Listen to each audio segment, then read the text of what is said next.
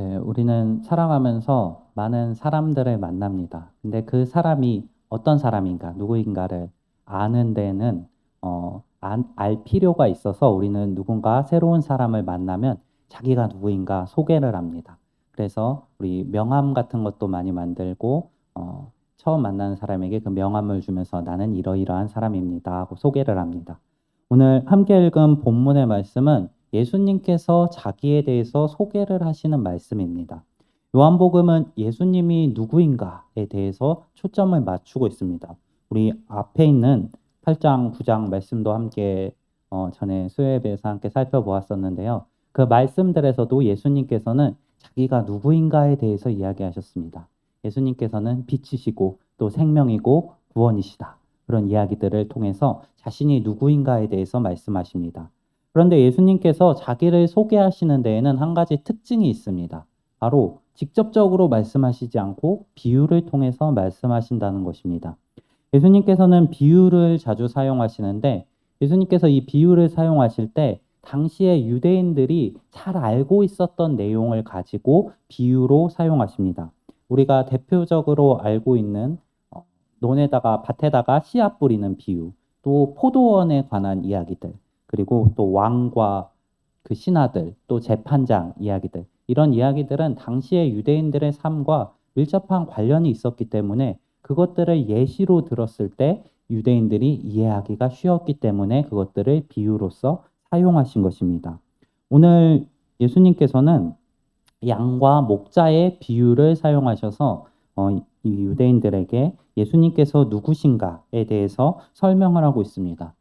양과 목자는 당시의 유대인들에게 굉장히 익숙한 내용이었습니다.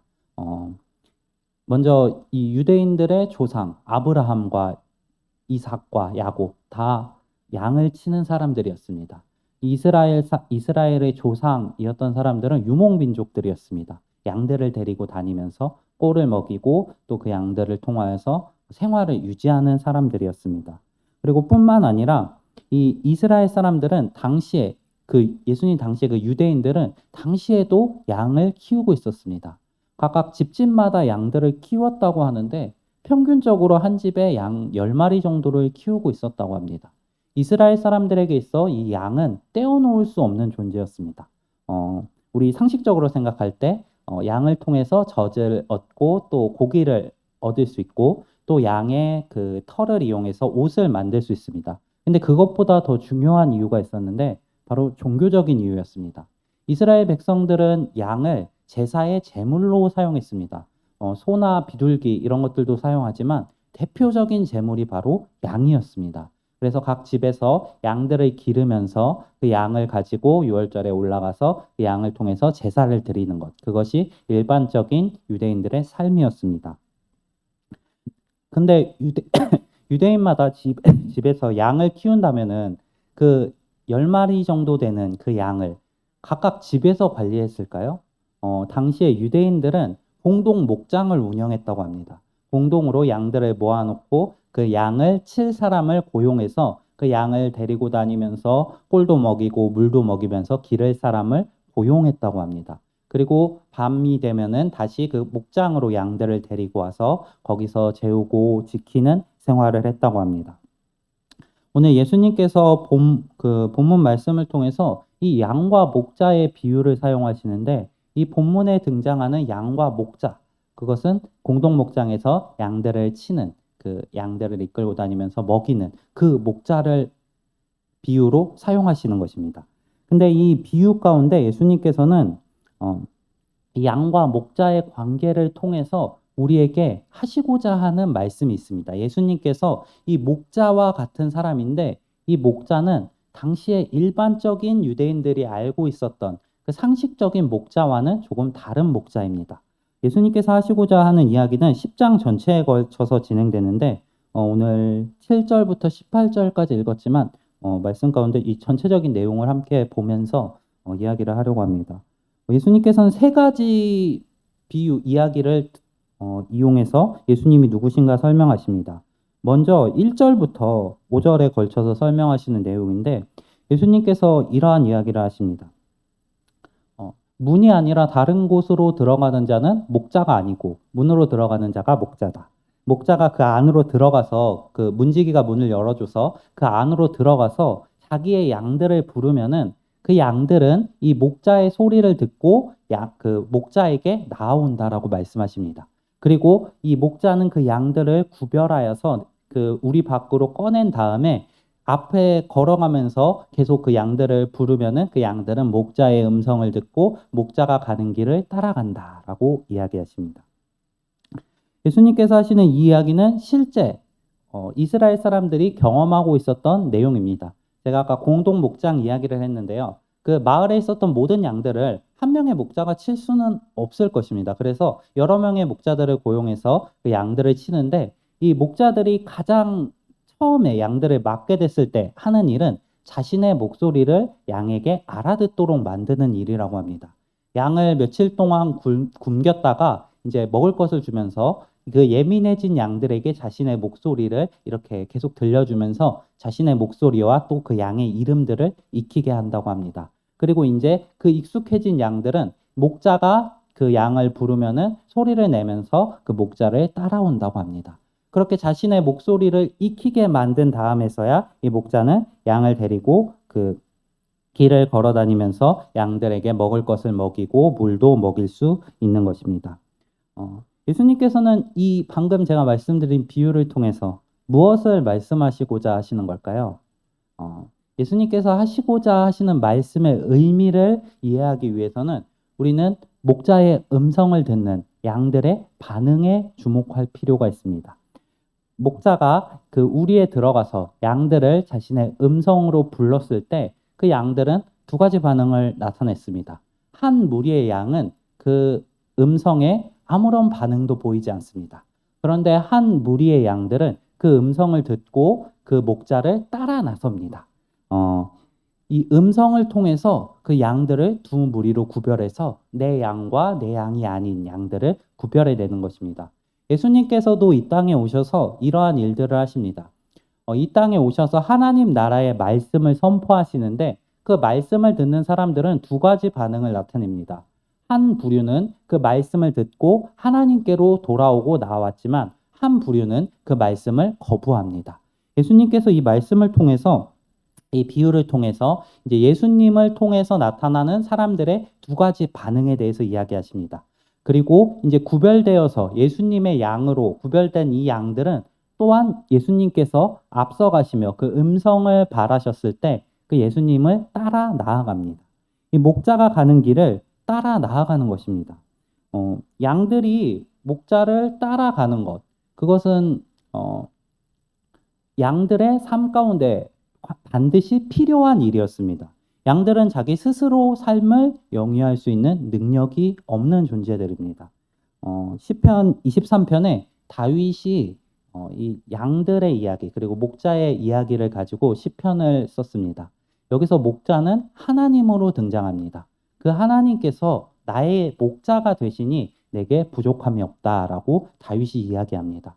다윗은 목동 일을 했던 사람입니다. 그래서 그 목자가 양에게 있어 어떠한 존재인가를 굉장히 잘 알고 있었습니다. 그리고 이제 하나님과 자신의 관계를 양과 목자에 비유합니다. 하나님께서 나의 목자가 되시니 나는 부족함이 없다. 근데 그 하나님께서 하시는 일들을 살펴보면은 하나님께서 그 다윗을 인도하여 내서 푸른 풀밭에 누이시며 쉴만한 물가로 인도하십니다. 그리고 또 밑에 그 양들이 험하고 어려운 길을 다닐 때 그것을 두려워하지 않을 수 있는 이유는 그 목자가 자신과 함께 있기 때문이라고 말합니다. 왜냐하면 그 목자가 지팡이와 막대기를 가지고 그 양들을 보호하고 지켜주기 때문입니다. 이 다윗의 이야기를 통해 알 수 있듯이 양에게 있어 목자는 반드시 필요한 존재입니다. 이 팔레스타인 지방은 굉장히 덥고 또 풀이 별로 없는 지역입니다. 그리고 물도 구하기가 굉장히 어려운 지역입니다. 자, 양 혼자서 이러한 것들을 감당하면서 살아갈 수가 없는 지역, 그곳이 바로 팔레스타인 지방이었습니다.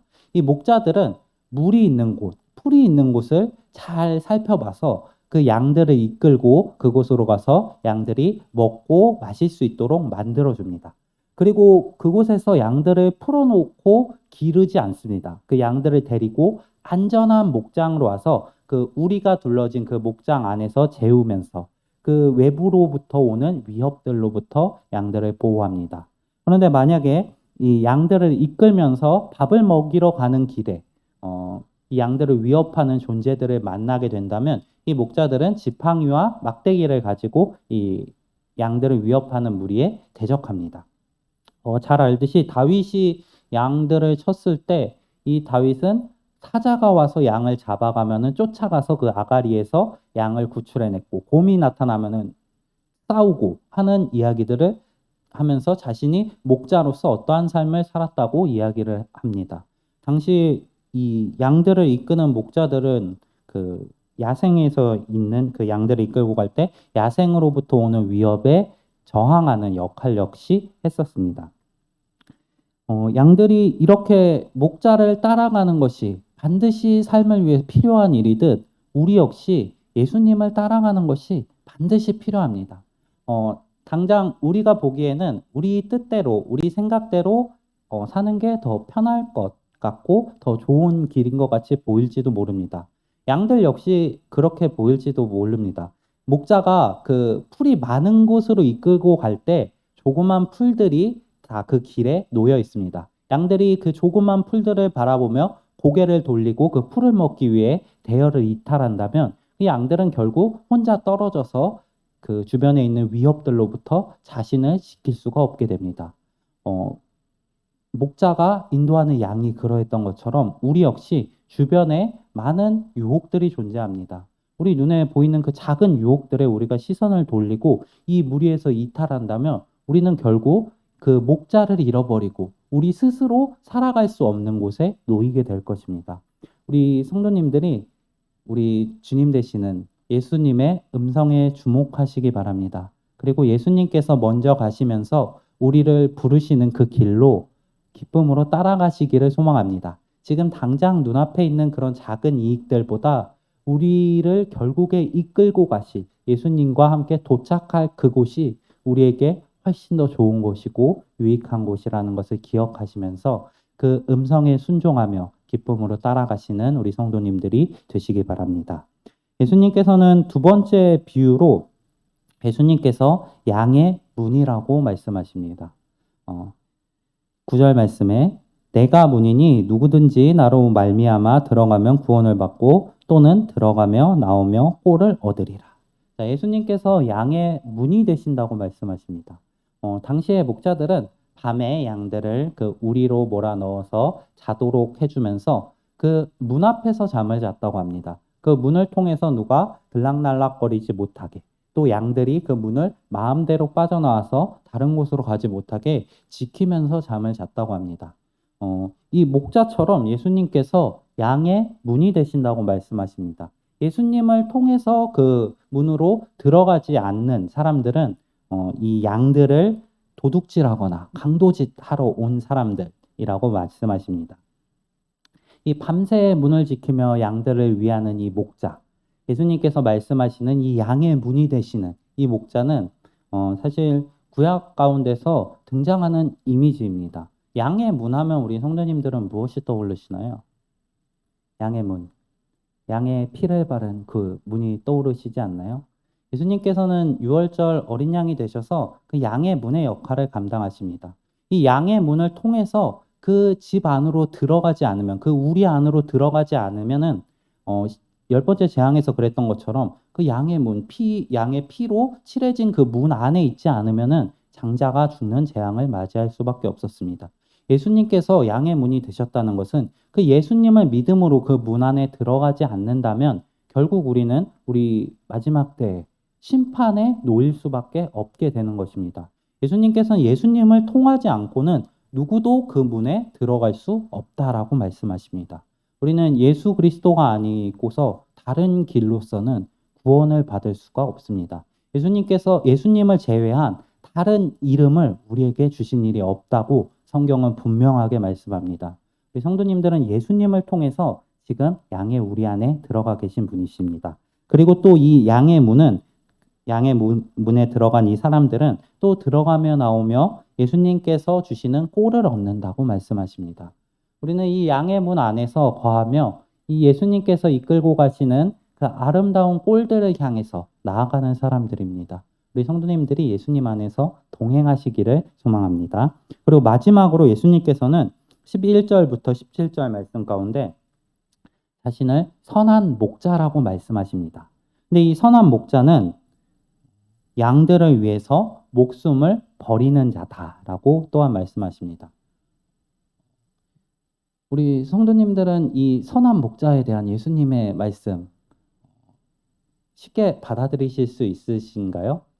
선한 목자. 이 선한 목자는 양들을 위해서 목숨을 버리는데 이게 일반적인 상식으로 받아들일 수 없는 일입니다, 사실.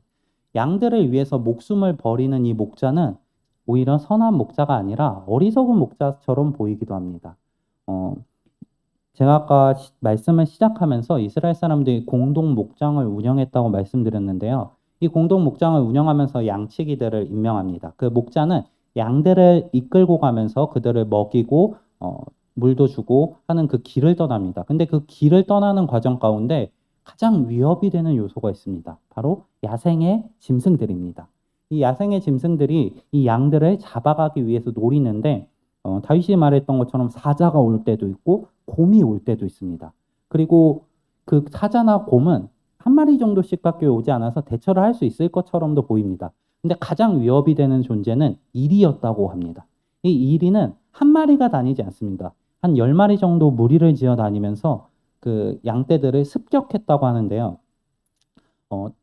제가 만약에 양의 그 목자의 고용주였다고 생각을 해보면은 이 고용주의 입장에서 이 목자에게 이리 10마리가 양무리를 덮쳤을 때도 너는 반드시 싸워서 이겨야 한다. 이렇게 말하는 것은 굉장히 부당한 요구같이 느껴집니다. 이 목자의 입장에서 그러한 일을 감당해야 한다면 이 양을 이끄는 이 목자의 자리 감당할 수 있을까요? 당시에 이스라엘 사람들도 그렇게 여겼던 것 같습니다. 그래서 이 위협하는 야생동물이 대처할 수 있을 정도 숫자, 한두 마리 정도 되면은 그거는 대처하는데 그 무리가 뭐 한 세네 마리, 10마리까지 넘어가면은 그 무리를 놓고 도망가는 것을 용인해 줬다고 합니다. 그것은 이 목자가 감당할 수 없는 사건이기 때문입니다. 목자가 아무리 이 양을 맡았다고 해도 그 양들을 위해서 생명까지 버리는 것은 합당한 일이 아니라고 여겼기 때문입니다. 일반적으로 이스라엘 사회에서 이렇게 했는데 다른 나라에서들도 마찬가지입니다. 우리 양치기 소년 이야기 아시나요? 양치기 소년의 이야기에 보면은 이 양치기 소년이 양들을 칩니다. 그리고 그 양들을 먹이기 위해서 나가고 들어오고 이러한 일들을 하는데 그게 굉장히 심심해서 마을 사람들을 놀리려고 합니다. 그래서 늑대가 나타났다 하면은 마을 사람들이 어떻게 하나요? 도와주기 위해서 다 나오죠. 이 양치기 소년이 이 늑대를 감당할 수 없으니까 이 양치기 소년은 늑대 그 위협이 되는 늑대로부터 양들을 버려두고 마을로 내려가서 도움을 요청하는 것입니다. 그리고 그 도움을 요청하는 것을 마을 사람들은 당연하게 여기고 있습니다. 혼자서 이것들을 감당할 수 없을 때는 도망쳐서 도움을 요청하는 것이 오히려 상식적이게 보입니다.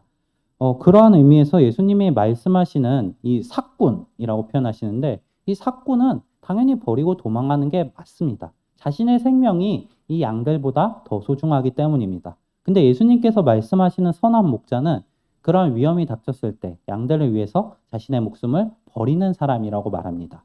이 목숨을 버리는 이 목자, 우리의 상식으로 이해할 수 없는 이 목자는 예수님께서 이 주변에 있는 이 목자들이 잘못하고 있다, 이 삭군들이다 하고 지적하기 위해서 말씀하시는 내용이 아닙니다. 이 내용은 오히려 예수님께서 우리의 생각처럼 그렇게 버리고 가는 목자가 아니다라고 이야기하시는 것입니다. 바로 예수님께서는 이 양들을 자신의 목숨보다 사랑하고 소중하게 여기고 계시고 있다는 것을 말씀하시는 것입니다. 이 예수님께서는 14절부터 15절 말씀에 이렇게 이야기하십니다. 나는 선한 목자라. 나는 내 양을 알고 양도 나를 아는 것이 아버지께서 나를 아시고 내가 아버지를 아는 것 같으니 나는 양을 위하여 목숨을 버리노라. 예수님께서 양을 위하여 목숨을 버리는 이유에 대해서 이렇게 설명하십니다. 내가 양을 알고 양이 나를 아는 것. 우리가 이 양과 목자의 관계를 맺어간 이것이 내가 아버지를 알고 아버지가 나를 아는 것 같다. 예수님을 향한 하나님의 마음이 어떠한 마음일까요? 예수님을 사랑하시고 그 예수님과 하나 되시는 그 마음. 나와 아버지는 하나다. 우리 하나님은 예수님과 하나십니다. 그것처럼 예수님께서 우리를 그렇게 여기신다고 말씀하십니다. 내가 이 양들을 생각하고 사랑하는 게 나와 같이 사랑한다. 그래서 나는 이 양들의 생명을 위해서 내 목숨까지도 내어줄 수 있을 정도로 사랑한다. 라고 이야기하시는 것입니다. 그리고 17절 말씀에 또 이렇게 말씀하십니다. 내가 내 목숨을 버리는 것은 그것을 내가 다시 얻기 위함이니 이로 말미암아 아버지께서 나를 사랑하시느니라. 자, 아버지께서 나를 아시고 내가 아버지를 안다고 표현하시는 이것, 사실은 아버지께서 예수님을 사랑하시는 것, 그것을 말씀하시는 것입니다. 그래서 아버지가 예수님을 사랑하시는 것 같이 예수님께서도 우리 양들을 사랑하신다.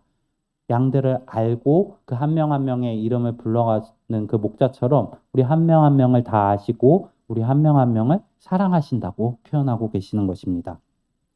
그래서 예수님께서 말씀하시는 이 선한 목자는 사실 우리 일반적인 상식에서 그 양들을 위해 열심히 자신이 맡은 일을 다하는 그러한 착한 목자를 이야기하시는 것이 아니라 우리의 상식을 넘어서 자신의 양이라면 자신의 목숨까지도 내어줄 정도로 사랑하시는 예수님의 그 넘치는 사랑을 표현하시기 위한 비유입니다.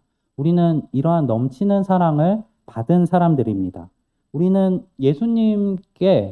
예수님께서 그렇게 목숨을 버릴 만한 가치가 있었던 존재들이 아닙니다. 그 양을 치는 그 목자들이 양을 위해서 자신의 목숨을 버리지 않았던 이유는 그 양의 가치보다 그 자신의 목숨의 가치가 더 소중했기 때문입니다. 그런데 예수님께서는 우리가 그럴 만한 가치가 없음에도 불구하고 자신의 목숨을 버리셨다라고 말씀하십니다. 성경 로마서 말씀에 이렇게 기록합니다.